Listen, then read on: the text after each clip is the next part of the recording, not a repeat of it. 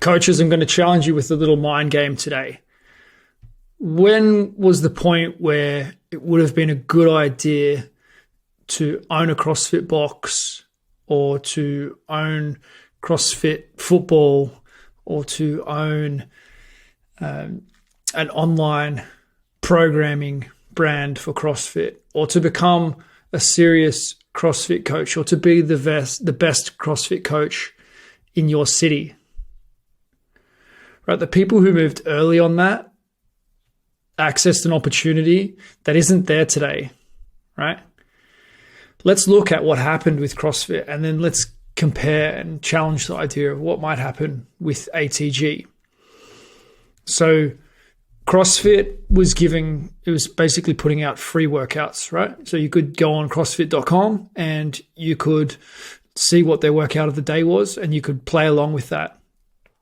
And they ran events, and there were a few gyms that decided to become CrossFit gyms, right? And gradually that spread globally, and weightlifting became normal. And, some of you won't remember, but before CrossFit, weightlifting wasn't really normal. When I went to university, you were told, unless you're really going to specialize in weightlifting, you shouldn't try it. Especially with the snatch, we were encouraged not to try it. And it was thought of as being too technical, too difficult. This is the message that I received anyway. I don't know if everyone was receiving this message, but very few people were learning weightlifting. It wasn't used that much in professional sports at that time, especially the snatch was more uncommon. Of course, there are exceptions to that, but CrossFit really changed. There weren't strength and conditioning gyms. In Australia, it was extremely rare, if not impossible, to run a strength and conditioning gym.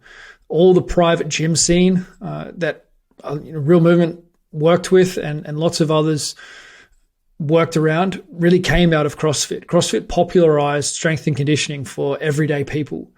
And it was kind of sold as like, be prepared for anything.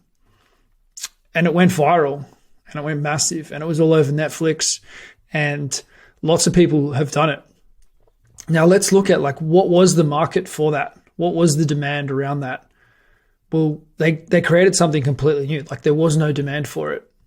People didn't know what any of those things were. The average gym goer didn't know what double unders were. Many still don't, I guess. But they created a big enough niche for there to be 14,000 gyms worldwide, right? So the workouts were free online. And then you might say, well, actually, no one really wants to follow just the CrossFit workout of the day.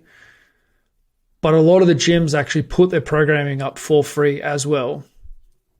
And there's a lot of programming online that's $10 a month, $15 a month, $20 a month. So why would you pay $50 a week, $60, $70, $80 a week to go and train at a CrossFit box when you can get it for cheap online? Well, there's lots of reasons why you go and do that. You go and do that for the community. You go and do that for the environment that you create around your sessions. You go and do that for the coaching, to get it right, to get better, for the motivation, for the equipment.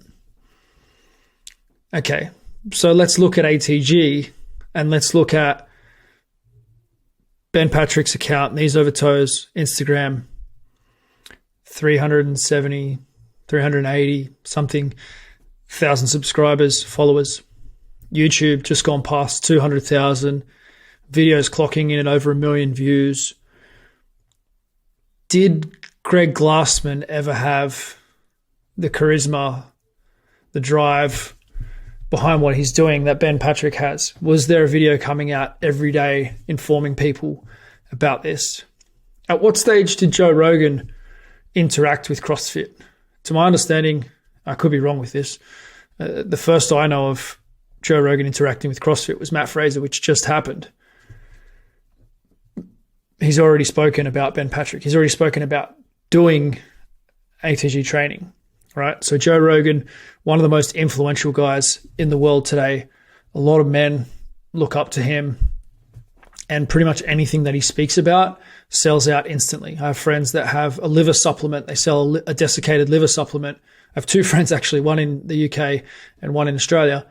And the ones in the UK sold out instantly as soon as Paul Saladino mentioned the importance of liver. I don't know if they spoke about desiccated liver. I haven't seen that episode. But the Rogan effect is real. You look at the power of professional athletes. Now, Ben isn't leveraging the relationships that he has with professional athletes, with teams, with some of the highest profile players in the world. He isn't leveraging that. He isn't leveraging the massive amount of online subscribers that he has. He's just focusing on information and on quality. But you as a coach, I want you to see that finally the opportunity that you've been looking for is here, right? People saw it. Some people saw it with CrossFit of like, okay, now I get to be a coach. I get to teach people how to move, people who are motivated, people who want to go hard. I'm going to be a CrossFit box owner. I'm going to build a life out of that. Now, the problem that happened from a business perspective was anybody else could become a CrossFit box owner for $3,000 US. So the barrier to entry was very low. The equipment is not expensive, and the weekend course, I think is $1,000, right? And then you pay the affiliation fee. So somewhere around those sorts of numbers, you've got yourself a CrossFit box, and anyone can do it. And one of your staff can leave your gym and open up next door to you and undercut you by $5. And, you know, you build them up as a coach and you put them in front of your members, and then they move next door and they say, hey, come with me. Now, you know, I think the CrossFit stance on that is survival of the fittest. Let's just, you just go for it. Open capitalism. And there's merit to that. It's not the only way to do things, but it's one way to do things. There have been a lot of successful businesses created around CrossFit. Now let's look at the demand. So there was zero demand for CrossFit. No one even knew what it was, how it works, but they looked at it and they went, yeah, that looks like fun. Those guys are jacked. Let's go. Now let's look at ATG. How many people have dysfunction in the lower body that gives them trouble walking up and down stairs, that has stopped them from being able to run, jump, play with their kids? It's actually a much bigger percentage of the global population than some might think. Almost everybody, I would say. Even if we said it was 50% of the population, and I think that's being, if we said 50% of the population is deconditioned to the point where they're unable to participate in the activities that they would like to participate in, physical activities, I think that's being very generous. I think there is a bigger percentage than 50%. And it doesn't look as intimidating as CrossFit, right? ATG doesn't look as intimidating. Ben's mom, who's 66, she's very athletic, but she's not attempting to break any world records, and she's able to train ATG. There are a lot of online members in that demographic, from my understanding, and there's huge potential to expand into that group. My mom has also been doing ATG movements. She's been training under Ben in Sydney and Ben Roberts.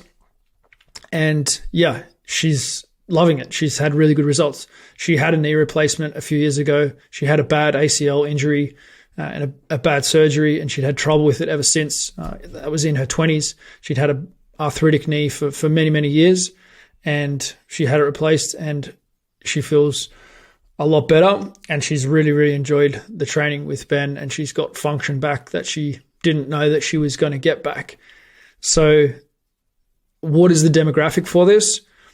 You could open an ATG gym that focused purely on over 50s and do very, very well. So the baby boomers are a great place to do business. If you're looking at this from a financial perspective, who's got the money? The baby boomers do. People over 50, people over 60, and they want to stay forever young. That's the dream of their generation. So they have the money, they have the time, and they want to be young. Is there a training system for them? Yes, there is. It's called ATG. Now let's look at people who want to play sports. When you're a kid, you don't want to do CrossFit. You want to play soccer, you want to play rugby. There's a very small percentage of people under 18 who are thinking about doing CrossFit. There are some, and it's grown a lot, obviously. It may not be growing at the moment, but look at that compared to the number of people who want to play professional sports. The dream is to do that. How big is the market to be able to help those children to improve? Now, Ben deliberately priced his online product so that his 12-year-old self could have bought the product, because his 12-year-old self did buy the product, but it was someone else's product, and the product got really, really bad results. If you watch his Instagram today, you say, what if I knew about ATG, 10 years ago? I had that same story. I had my first overuse injury at 10 years old. I was also fanatical. I really wanted to go to the Olympics. I trained harder than most people, but it consistently resulted in overuse injuries in my knees, my shin splints, and that was a barrier to me being able to train as much as I wanted to get as better as quickly as I needed to go to the Olympics. And I had an ankle surgery. I had 2 bad ankle injuries because of orthotics. The orthotics were to prevent the shin splints, which could have been prevented had I been exposed to ATG, right? So how big is the market for this? How big is the market of people like me in their 30s, in their early 40s, wanting to get back to being more athletic, wanting to be able to play with their kids, thinking about the day of when their son is going to be faster than them, right? My son is 4 years old. I don't want him to be faster than me at 6. I don't want him to be faster than me at 8. At some point, I want him to be faster than me. I want him, if he's faster than me at 8 because he's running a 12-second 100, then I'll take it. But I want to regain athleticism and play with them and have fun and enjoy that side of my life. My dad had a hip injury and he had hip replacement. He wasn't able to do too much with us. Again, he wasn't exposed to these sorts of methods, and I think he probably could have improved a lot if he had have had that exposure.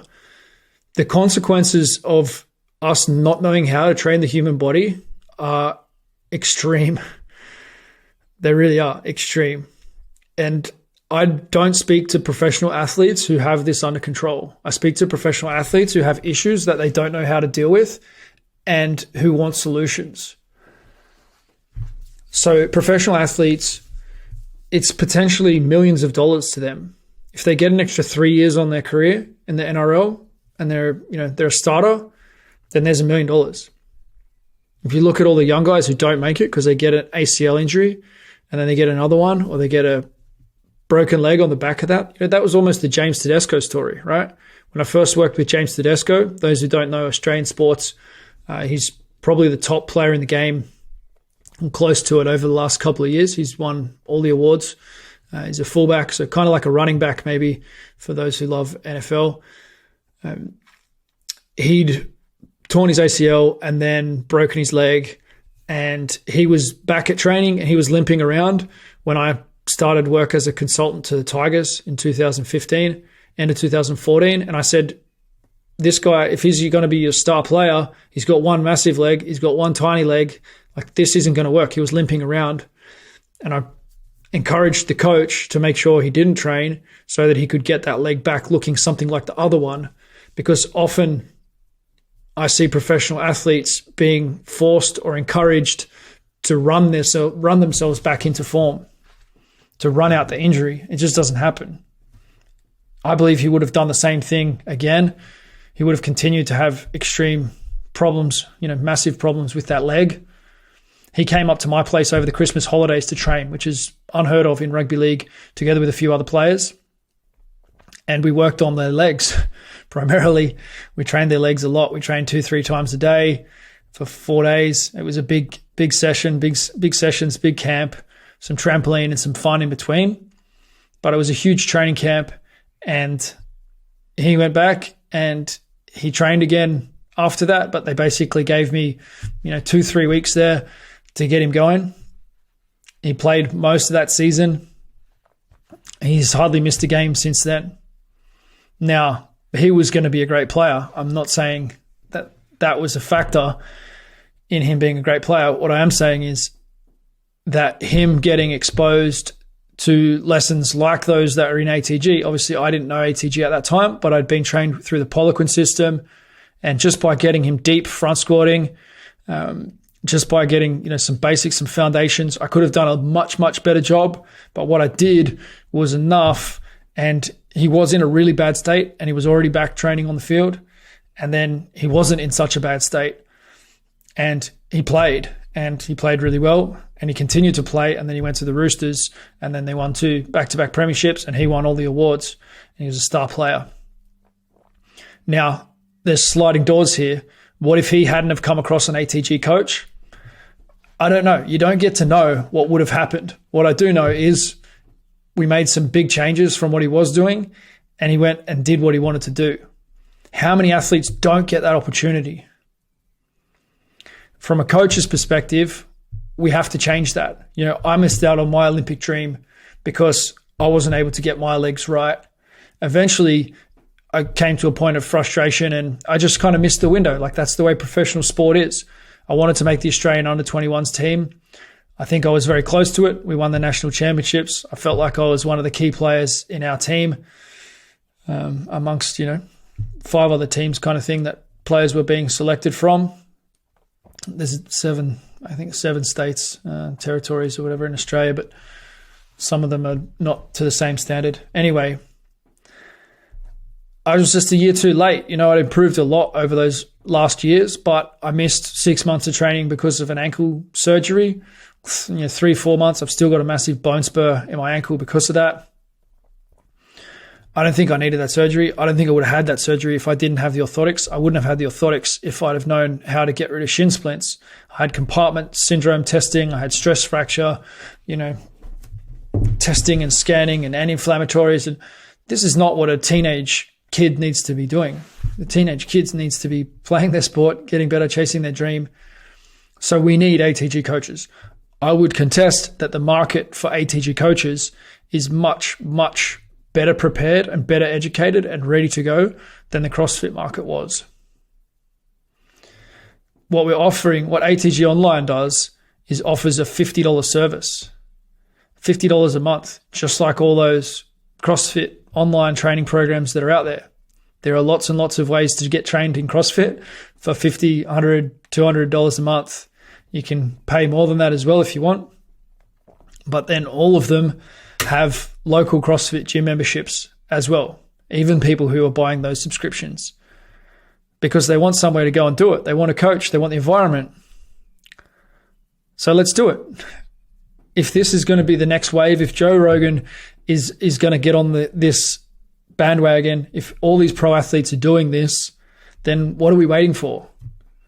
Like, if old people are getting joints replaced left, right, and center without attempting this method, if professional athletes are losing years, games, hundreds of thousands of dollars, they can't all make it, but they shouldn't not make it because they didn't get the right training. They cannot make it because they didn't train hard enough, because they weren't skillful enough, because they weren't tough enough, whatever reasons. But let's not make it because of the strength coach.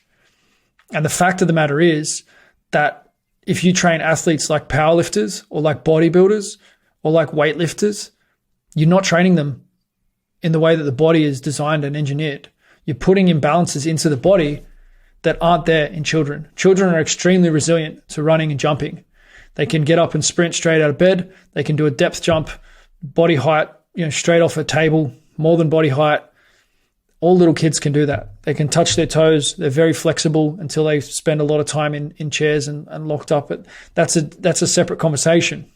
We need to restore youth. We need to return to the childlike mechanics, right? So we're going to have more muscle than the children. I'm faster. We become faster and stronger as we get older. But it's the lack of connective tissue development and the overemphasis on muscle, the overemphasis on the upper body, the lack of emphasis on the tibialis, on the calves, on the soleus, on the foot strength, on the knee tendons, on the knee over the toe. All of these factors are debilitating humanity. So there are so many gym memberships in the world today, and there are tens of thousands, hundreds of thousands, probably over 1 million, struggling trainers in the world. Most coaches out there don't have enough business. And it's a shame because the demand for great coaches is bigger than it's ever been. But it's very, very difficult for someone who decides, I want to get a good coach, I want to get my body going. Most people have already discovered, well, this coach, I just go and do this training and then I get hurt. I don't want to get hurt, so I'd rather just not, or I'll just go for a walk instead.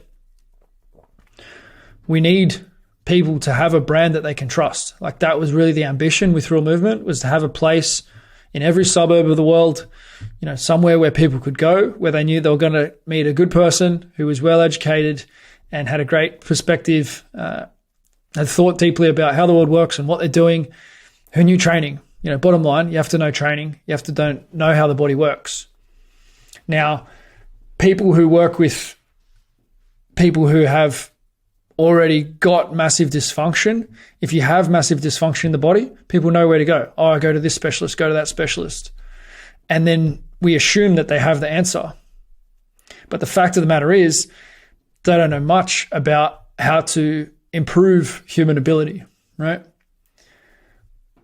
ATG is the best system that has been developed for improving human ability. It's built on the technology that Charles Poliquin developed. He coached 286 Olympic medalists. He had the biggest, some of the biggest arms you'll ever see. He knew strength development. He knew how to create winning athletes. What Ben's done is taken that to the lower body and used it to be able to dunk where he couldn't even touch the ring, and now he's almost touching his head on the ring. And he's throwing down massive dunks.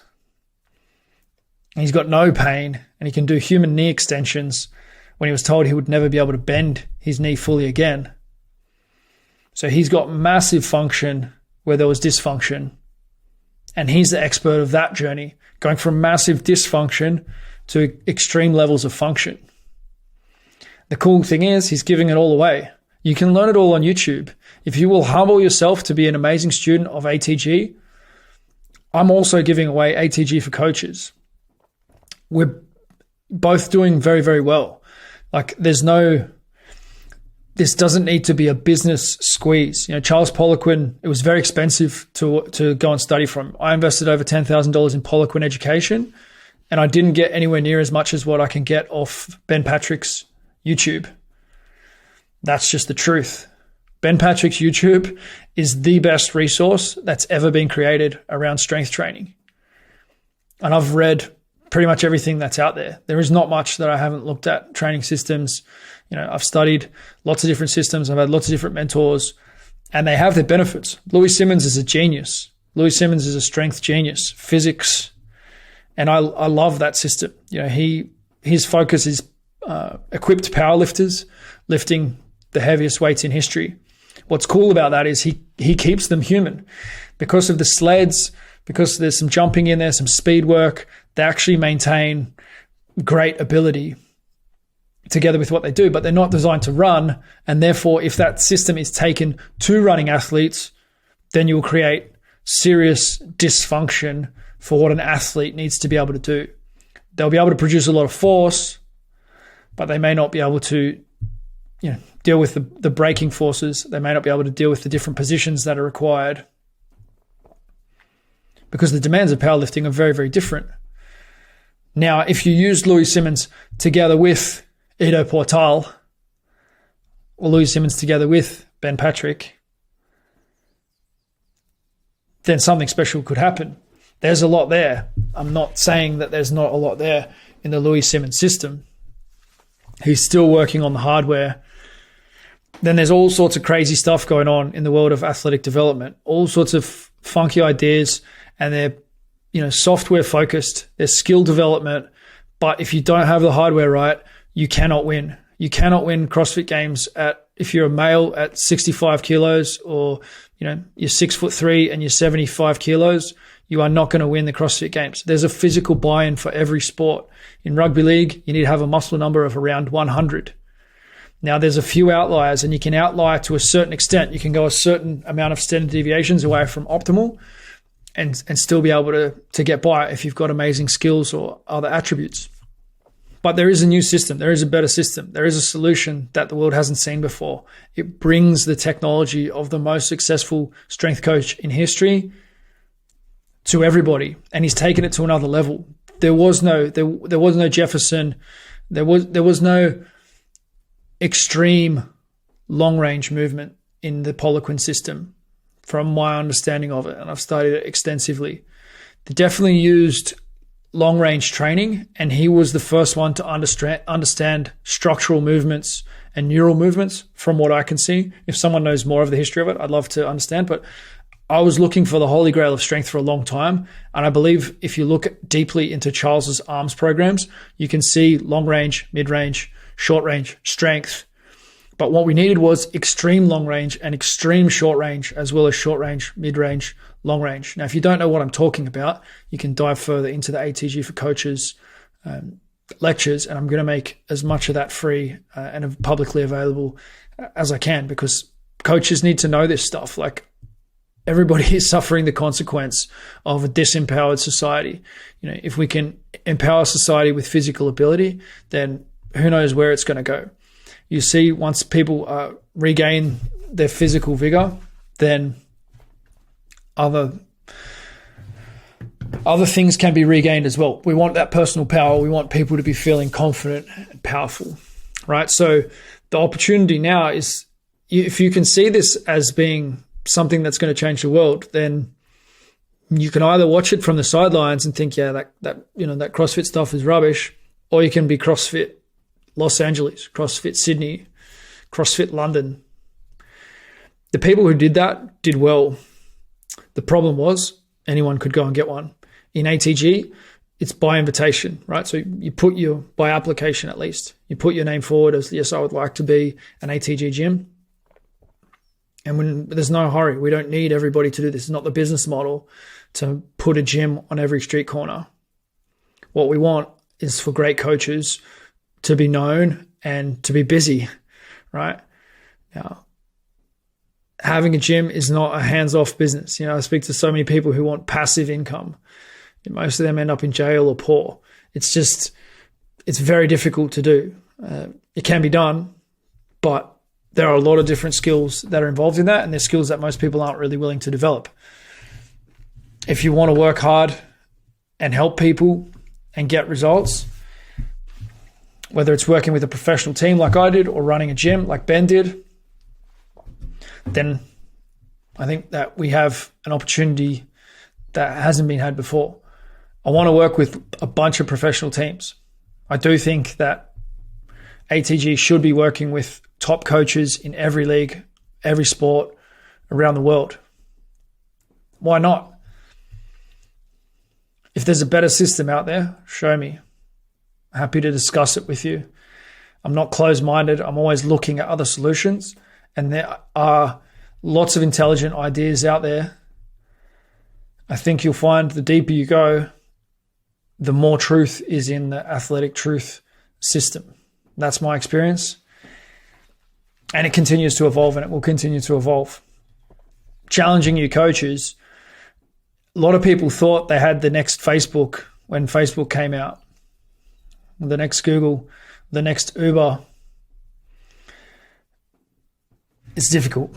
Yes, there are next movers, but it's difficult. There was CrossFit. Now there's ATG. It's up to you, what you can see, what you want to do. If you have that vision for your own brand and you're really clear about it, and it conflicts, it doesn't make sense what you're learning about with ATG, then don't do it. But if it makes deep sense to you, and you know that this is your mission and your purpose is to have the impact that ATG is already having, whether it's with professional athletes or everyday people in your community, then there is an opportunity here that hasn't been presented ever before, to be part of a brand that is relevant to just about everybody, old, middle-aged, professional athletes, young athletes. And there's going to be a lot of fun. There's going to be a lot of evolution. There's going to be a lot of change over the coming years. I'm excited for that journey. And I think that we're going to have a lot of fun. We're going to change a lot of lives. If you think that, we were chatting today about nutrition. CrossFit's had the most impact on human nutrition of any brand. From my perspective, they pushed paleo, zone diet. A lot of the keto type stuff came out of that. And Glassman took a serious stand against the sugar and whatnot. You don't really need to stand against anything if you stand for something.